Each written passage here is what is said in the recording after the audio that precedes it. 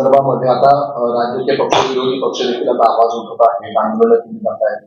त्याचा कितपत परिणाम होईल असं आपल्याला वाटतं आणि या संदर्भात आता नागरिकांवरतीच हा अन्याय होतो, लोकशाही धोक्यात आल्याची भावना नागरिकांमध्ये व्यक्त होते. कशा पद्धतीने काय बघता पण एक लक्षात घ्या, मतपत्रिका यंत्र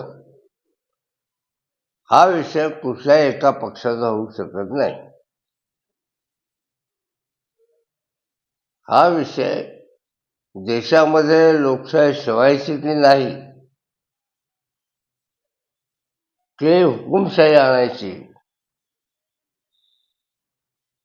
या तत्वाशी निगडीत आहे.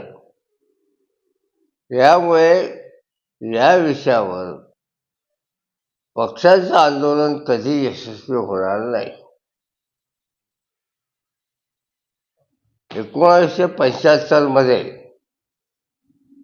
आणीबाणीविरुद्ध जो जन आक्रोश झाला होता, असा जन आक्रोश झाला.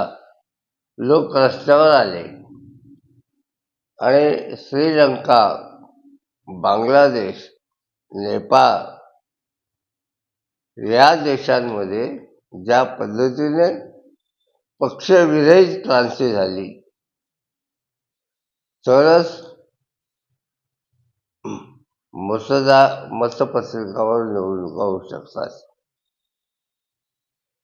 प्रगत देशामध्ये जपान असेल, अमेरिका असेल, इटली असेल, फ्रान्स असेल, इंग्लंड असेल, या प्रगत देशांमध्ये मतदान यंत्रांवर निवडणुका होत नाहीत, बॅलेट पेपर होतात.